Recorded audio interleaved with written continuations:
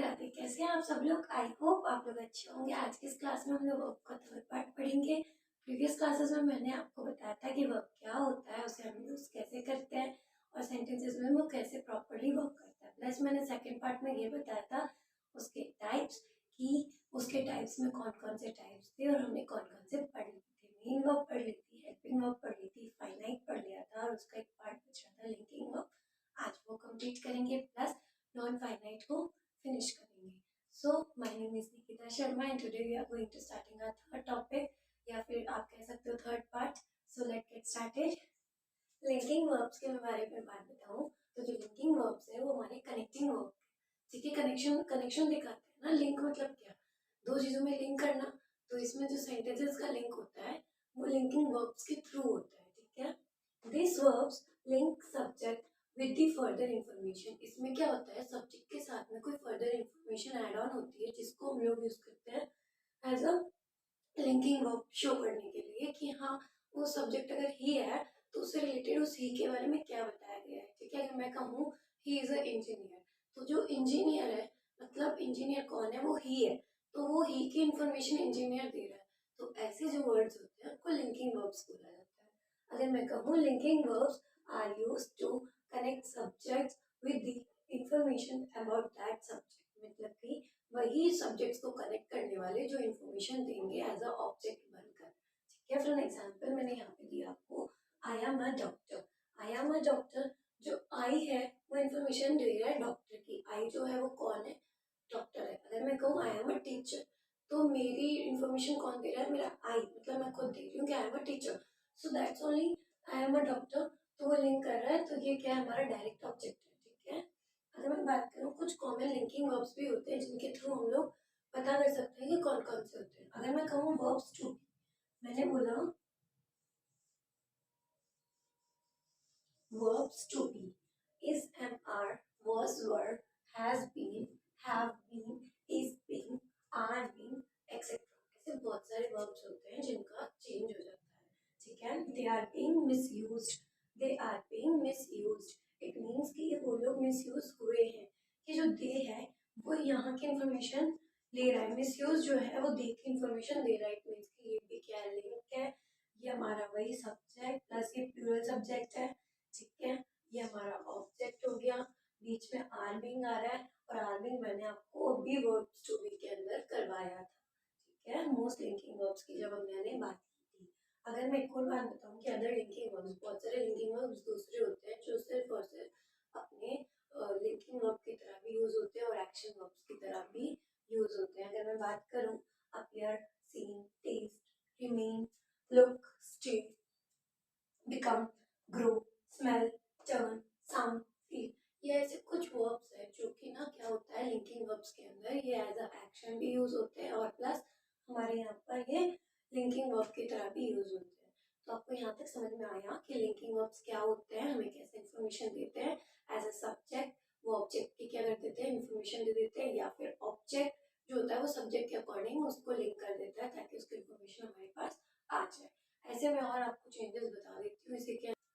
अब देखो linking verbs में और भी बहुत सारे होते हैं। अगर मैं बात करूँ the some verbs are always linking verbs because they never describe an action, ठीक है। वो वर्ब्स जो कभी भी एक्शन शो नहीं करते हैं। और ऐसा हम लोगों ने पूछ सकते हैं हेल्पिंग वर्ब भी जो होती है उनकी खुद की मीनिंग नहीं होती है, वो एज अ सपोर्ट सिस्टम क्या होते हैं हमारे लिए, वो एज अ सपोर्ट सिस्टम की तरह ही हमारे लिए वर्क करते हैं। अगर मैं बात करूँ is am are, was were, been, has a, had, been, is am are। अगर मैं बात करूँ बिकम की तो become, becomes, became, has and have and become and etc। अगर मैं कहूँ scene, seem, seemed, seeming etc। the verbs that can be both, मैंने अभी बोला था कि कुछ verbs ऐसे होंगे जो लिंकिंग में होंगे प्लस एक्शन भी होंगे है ना। तो उसमें कौन कौन से आएंगे, appear, look, taste, touch, sound, smell and feel. अगर मैं कहूँ फॉर एन एग्जांपल मैं दूँ he appeared injured after the accident. Appeared यहाँ पर जो है वो लिंकिंग वर्ब की तरह काम कर रहा है ना। मैं इनका एग्जांपल दे रही हूँ ताकि आपको कंफ्यूजन ना रहे कि कैसे वर्क करता है। Okay, he appeared injured after the accident, मतलब कि वो एक्सीडेंट के बाद में अपीयर हुआ लेकिन वो इंजर्ड था। हमने ये बात करी एज अ लिंक कि यहाँ पर ये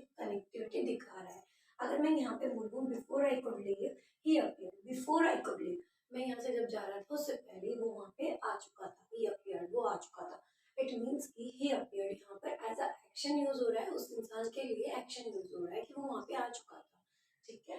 तो अगर आपको फिर भी कंफ्यूजन हो कि आप अंडरस्टूड नहीं हो पाओ कि ये लिंकिंग वर्ब है या नहीं है, मुझे नहीं समझ में आ रहा है, सिंपली आप लोग क्या करो, यहाँ पर इज लगा के देखो। अगर इज लग रहा है और मीनिंग चेंज नहीं हो रहा है तो इट मीन्स कि वो वहाँ पर लिंकिंग वर्ब की तरह यूज हो रहा है। बट अगर इज लगाने के बाद में लिंकिंग में ना दिख रहा हो और एक्शन वर्ब का कुछ सीन नहीं है तो आप समझ जाना कि वहाँ पर एक्शन वर्ब भी यूज हुआ है, क्योंकि ही इज लगने के बाद में उसकी जो मीनिंग है वो कंप्लीट नहीं हुई है। तो अब देखो, बिफोर आई कुड लीव ही, अगर मैं ये हटाकर यहाँ पर लिख दूँ इज, तो क्या ही इज क्या हमें नहीं पता ना। तो अब आपको समझ में आया कि यहाँ पर कैसे एक्शन वर्ब की तरह वो यूज में हो रहा है। अगर मैं यहाँ पर कहूँ ही अपीयर्ड, तो ही अपीयर्ड की जगह पर अगर मैं यहाँ पर इज लगा रही हूँ, he is injured after the accident, वो इंजर्ड हुआ एक्सीडेंट के अंदर, आफ्टर दी एक्सीडेंट। तो आपको समझ में आया, जो ऊपर वाला सेंटेंस था वो इज लगने के बाद में भी कंप्लीट हो रहा था, और जो नीचे वाला था उसमें इज लगने के बाद में वो अधूरा हो गया, जिसकी कोई पर्सनल मीनिंग नहीं निकली। तो आपको क्या करना है, उसके अकॉर्डिंग भी आप उस स्क्रिप्ट के अकॉर्डिंग भी अपने आप के सेंटेंस को देख सकते हो कि वो सही है कि गलत है, या वो लिंक है या एक्शन है। सो आई थिंक आपको ये सी चीज़ कंप्लीट हुई है। और हमारा जो फाइनाइट वर्ब्स, हमने जो main meaning verb, helping verb और फाइनाइट में जो भी थे ना लिंकिंग वर्ब, प्राइमरी, मोडाल्स, ये मैंने आपको कंप्लीट करवा दी है। नॉन फाइनाइट की 3 है, इन्फिनाइट, जिरंड और पार्टिसिपल, वो हम लोग कर लेते हैं। अब देखिए हम लोग इन्फिनेटिव पढ़ रहे हैं। Infinitive the first form of verb, इसमें हम लोग हमारी first form of verbs use करेंगे, जो आप कह सकते हो मेन वर्ब्स, जिसमें हम लोग प्ले, स्टडी, ईट, रन, ठीक है, जिसमें हम ये सब पढ़ रहे थे, रीडिंग, राइटिंग, जिनकी खुद की कोई मीनिंग निकल रही थी। आप ऐसे भी समझ सकते हो, याद रख सकते हो, और आप लोग ऐसे भी याद रख सकते हो कि जितनी भी फर्स्ट फॉर्म की जितनी भी वर्ब्स आती है जिनमें आईएनजी नहीं लगता है या फिर ईडी नहीं लगता है, डायरेक्ट वो वर्ब्स के थ्रू आती है, वर्ड्स के थ्रू आती है, उन्हें भी हम लोग फर्स्ट फॉर्म ऑफ वर्ब्स कहते हैं। We add to before this, हम अगर इसको इन्फिनेटिव बनाएंगे तो हमको इसके आगे टू लगाना है। तो टू लगाया, to play, to eat, to run, to study, to read, to write, ये सब कुछ क्या हो जाएंगे हमारे इन्फिनेटिव्स। अच्छा, तो इन्फिनेटिव्स वर्क कैसे करते हैं, है ना। Infinitives are the verbs that functions as nouns, adjective और adverbs. Infinitives तीनों प्रकार में यूज में आएंगे, नाउन में भी, एडवर्ब में भी और एडजेक्टिव में भी, ठीक है। यहाँ तक क्लियर है, आपको समझ में आया कि हमें टू प्ले, टू ईट, मतलब फर्स्ट फॉर्म की वर्ब में हमें टू लगाना है, देन ओनली वो इन्फिनेटिव में चेंज होगा। देन सेकंड थिंग, वो कैसे फंक्शन करेगा, एज अ नाउन भी फंक्शन करेगा, एज अ एडजेक्टिव भी और एज अ एडवर्ब भी। अगर मैं बात करूँ स्टेप नंबर 1 की, कि टू प्ले, टू के साथ में बेस वर्ब, जो मैंने अभी आपको बताया कि टू लगाना है हमें बेस वर्ब, मतलब कि हमारी फर्स्ट फॉर्म वर्ब की जो होती है ना उसी के साथ। Second thing, step number 2 is to identify whether it is a noun, adjective और एडवर्ब। हमें ये भी देखना है कि वो एडजेक्टिव है, एडवर्ब है या फिर नाउन है, ठीक है। तो मैंने एज अ नाउन, पहले एज अ नाउन की बात की है, ठीक है। एज अ नाउन, तो if they are subjects in the sentences, अगर नाउन हमारा सब्जेक्ट है, when they stand has an direct object, या फिर वो डायरेक्ट ऑब्जेक्ट की तरह भी वर्क कर सकते हैं, ठीक है। वो एज एग्जाम्पल आप पढ़ोगे तो आपको क्लियर हो जाएगा। अगर मैं बात करूँ, to help the poor is my wish, to help the poor is my wish, गरीबों की मदद करना मेरी विश है, मेरी इच्छा है। इट मीन्स कि जो टू हेल्प है वो हमारा यहाँ पे सब्जेक्ट भी है, और अगर मैं बात करूँ एज अ नाउन भी ये स्टैंड ले रहा है, एज अ नाउन भी टू हेल्प, और अगर जो भी नाउन होता है उसमें एक्शंस के भी नेम्स होते हैं, तो ये एक्शन भी हुआ, तो इट मीन्स कि क्या है, हमारा नाउन भी है, ठीक है। अगर मैं कहूँ he wants to play, he wants to play, तो यहाँ पर भी टू प्ले है, वो इन्फिनेटिव है प्लस एक्शन हो रहा है, तो यहाँ तक समझ में आया। ही इन्वाइटेड रोहन, उसने रोहन को इन्वाइट किया। तो अगर आपको यहाँ तक भी क्लियर नहीं है तो आप एक काम करो, वॉट और होम से क्वेश्चन करो, वॉट एंड होम से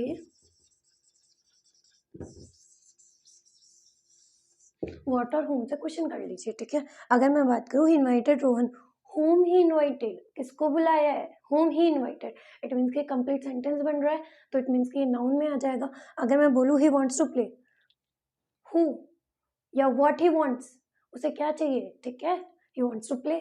तो आपको समझ में आया कि आप लोग क्वेश्चन भी कर सकते हो। देखो,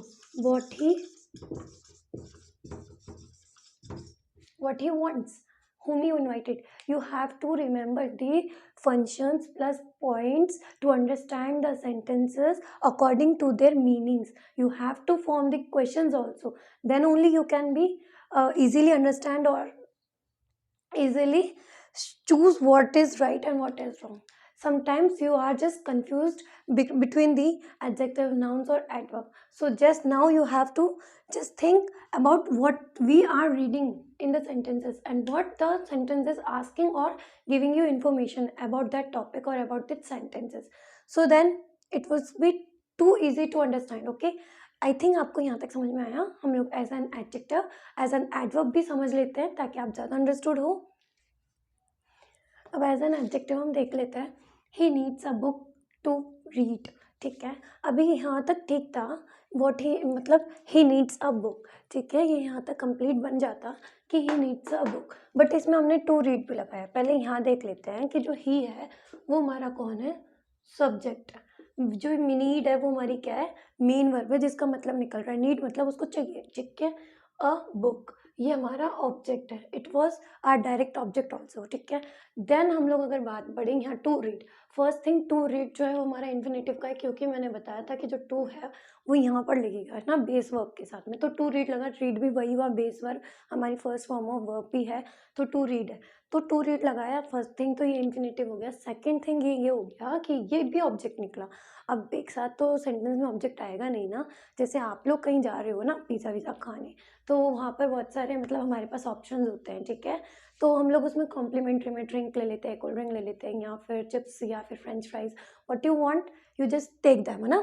तो वैसे ही हम लोग क्या करते हैं ना, यहाँ पर भी वही चीज़ें करते हैं, कॉम्प्लीमेंट्री ऑब्जेक्ट यूज़ करते हैं. जो कॉम्प्लीमेंट्री वर्ड आपने वहाँ सुना ना, वही कॉम्प्लीमेंट्री ऑब्जेक्ट हम यहाँ यूज़ करते हैं.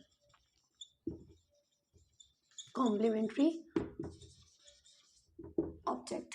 अगर मैं बोलूँ they called Rehan to meet, whom they called? Rehan. वही आप क्वेश्चन पुटअप कर लो. ये थोड़ी बोलेगा कि आप क्वेश्चन पुटअप मत करो.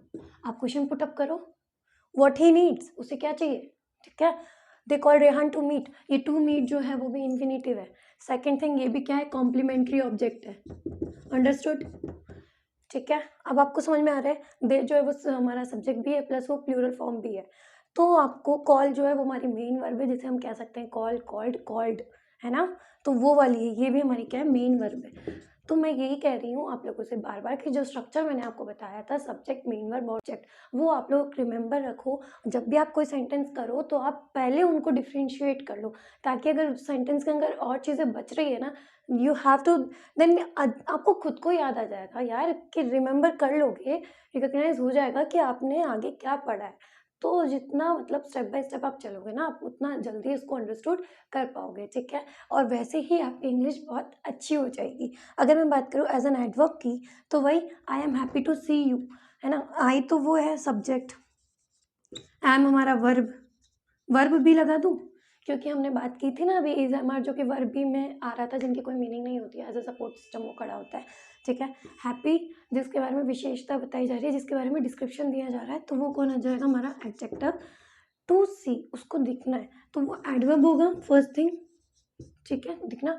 सेकंड थिंग ये हमारा इन्फिनेटिव भी होगा. क्या होगा, इन्फिनेटिव. फिर अगर मैं बात करूँ, he is going to the shop to buy cold drink, वही आप लोग यूज़ कर लो. ही जो है हमारा क्या हो जाएगा, सब्जेक्ट हो जाएगा. इज़ जो है हमारा हेल्पिंग वर्ब हो जाएगा. गोइंग जो है मेन वर्ब हो जाएगी. मैंने कहा था हेल्पिंग वर्ब मेन वर्ब साथ में आती है, तो जो मेन वर्ब है वो अपनी मीनिंग को क्रिएट करने के लिए हेल्पिंग वर्ब को सपोर्ट सिस्टम की तरह अपने साथ रखती है. तो यहाँ पर ही जो इज़ जो है वो एज अ सपोर्ट कर रही है गोइंग को, जो कि हमारी मेन वर्ब है. टू दी शॉप, वो शॉप पे जा रहा है. टू बाय, टू बाय हमारा इन्फिनेटिव भी है, प्लस साथ में वो हमारा एडवर्ब भी है. अंडरस्टूड. कोल्ड ड्रिंक लेने. You have to understand with the sentences. आपको याद रखना होगा, जैसा जैसा स्ट्रक्चर है उसके अकॉर्डिंग चलते रहो स्टेप बाय स्टेप. मैंने खुद ने क्या बार बार थोड़ी बताया, वही चीज़ें आपको रिकॉग्नाइज करवा रही हूँ जो मैंने आपको प्रीवियस क्लासेस में भी रिकॉग्नाइज करवाई थी और यहाँ पर भी बता रही हूँ, ताकि आप जब भी करो सेंटेंसेस तो आप फटाफट अंडरस्टूड हो सको. आई थिंक आपको यहाँ तक क्लियर है. और मैं जिरंड और पार्टिसिपल साथ में पढ़ाऊंगी, क्योंकि उसमें थोड़ा सा कन्फ्यूजन होता है, तो अगर साथ में पढ़ोगे तो कन्फ्यूजन आपका भी क्लियर भी हो जाएगा. ठीक है, सो लेट्स कंटिन्यू. अब देखिए हम लोग जिरंड और पार्टिसिपल साथ में पढ़ रहे हैं, क्योंकि इसमें थोड़ी बहुत जो है वो कॉमन चीज़ें होती है. ठीक है, जैसे अगर मैं जिरंड की बात करूँ, this are the verbs form by base verb plus ING. ये भी क्या होता है, बेस वर्ब के साथ में आईएनजी लगता है। तो इधर देखो पार्टिसिपल में कौन है, दो है, प्रेजेंट और पास्ट। हम लोग प्रेजेंट की बात करते हैं, अगर आईएनजी है इट मीन्स कि वो प्रेजेंट की बात करनी ही है। दीज आर ऑल्सो वर्ब्स, इन्हें भी वर्ब्स बोला जाता है। This verbs also form by base verb plus ING. अब देखो आप कहोगे कि ये पॉइंट और ये पॉइंट सेम है कि दोनों में ही बेस वर्ब से और आईएनजी से हमारा क्या हो रहा है, सेंटेंस या वर्ड क्रिएट हो रहा है। तो आगे पर चलते हैं, then you can understand. They function as nouns, therefore they are called verbal nouns. ये जो इनका फंक्शन है ये नाउन से होता है, नाउन से होता है, इसलिए इन्हें हम जिरंड्स बोलते हैं। जिरंड्स में जितनी भी चीज़ें होंगी वो नाउन के थ्रू होगी, ठीक है। तो जो प्लेइंग है वो हमारा नाउन में आएगा, है ना। अगर पार्टिसिपल की मैं बात करूं, they function has adjectives, therefore they are called verbal adjectives. अब यहाँ पे बस यही ट्विस्ट है कि यहाँ पे नाउन से होता है, यहाँ पर एडजेक्टिव से होता है। एडजेक्टिव जो कि हमें विशेषता बताता है, किसी को डिस्क्राइब करता है, ठीक है। तो यहाँ पर जो वर्ड्स होंगे वो एडजेक्टिव के थ्रू काम में आएंगे। अगर प्लेइंग है तो वो हमारा एडजेक्टिव की तरह वर्क करेगा। इसमें देखो gerunds are always placed either in the place of subject और ऑब्जेक्ट, नाउन एंड प्रोनाउन।